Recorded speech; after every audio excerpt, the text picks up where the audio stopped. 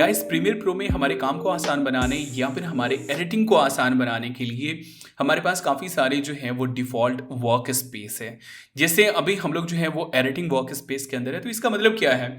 इस work space के अंदर आप देख सकते हैं एडिटिंग से रिलेटेड जो भी इंपॉर्टेंट पैनल्स या टूल्स हो सकते हैं वो सभी अवेलेबल हैं। जैसे यहाँ पे हमारे पास प्रोजेक्ट पैनल है, सोर्स मॉनिटर है, टाइमलाइन है, प्रोग्राम मॉनिटर है। ये सारी चीज़ें क्या है, एडिटिंग के लिए इंपॉर्टेंट है। तो ये सारे पैनल्स जो हैं वो इस लेआउट के अंदर है, इस वर्क स्पेस के अंदर है। यहाँ पे हमारे पास और भी दूसरे लेआउट्स हैं, जैसे कि लर्निंग है। ये हमारा लर्निंग के अकॉर्डिंग जो है वो ऑर्गेनाइज हो गया। तो यहाँ पे हमारे पास ट्यूटोरियल्स वगैरह है और ये हमारा सिंपल जो हमारा एडिटिंग में था वो सारी चीज़ें। तो यहाँ पे मैं अगर इस ट्यूटोरियल को मैं स्टार्ट करता हूँ, गेट स्टार्टेड, ऑटोमेटिकली इसने जो है मीडिया फाइल को इंपोर्ट कर दिया। अब यहाँ पे हमारे पास जो है वो लर्निंग के लिए आ रहा है, तो हम यहाँ पे सीख भी सकते हैं और यहाँ पे हम अपना काम भी कर सकते हैं। कौन सी क्या चीज़ें हैं देख लीजिए।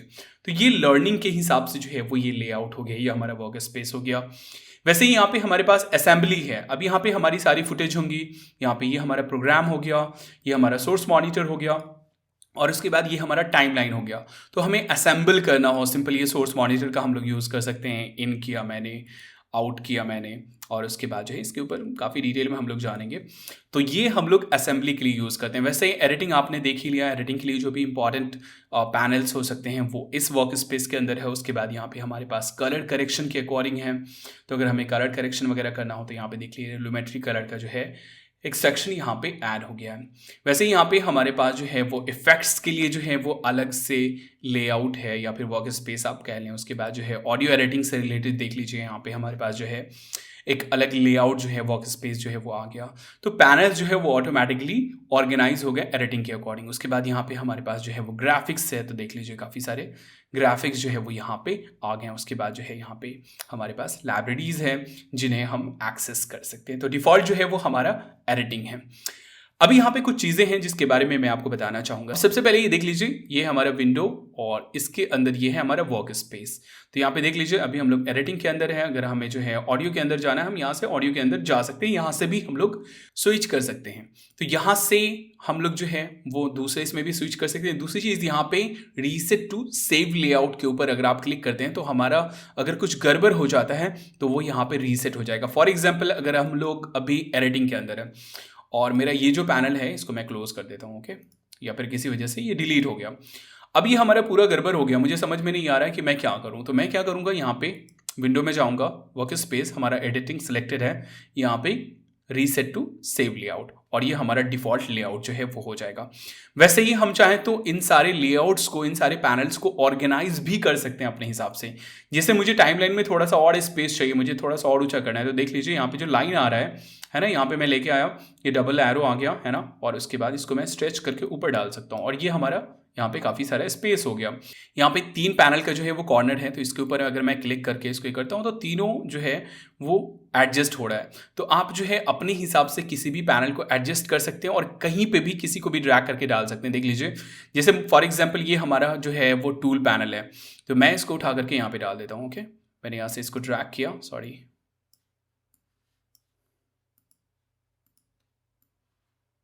ये मैंने ड्रैग किया और ये चीज़ हमारा यहाँ पे आ गया। अब यहाँ पे स्पेस भी शो कर रहा है कहाँ पे आप ड्रैग कर सकते हैं, है ना। यहाँ पे देख लीजिए कहीं पे भी हम इसको ड्रैग कर सकते हैं। फॉर एग्जांपल यहाँ पे मैंने इसको ड्रैग कर दिया, अब ये यहाँ पे ड्रैग हो गया। मैं इसको थोड़ा सा अपने हिसाब से जो है वो सेट कर सकता हूँ। तो कहीं पे भी मैं किसी को भी डाल सकता हूँ, अपने हिसाब से ऑर्गेनाइज कर सकता हूँ, किसी को भी मैं चाहे तो डिलीट कर सकता हूँ।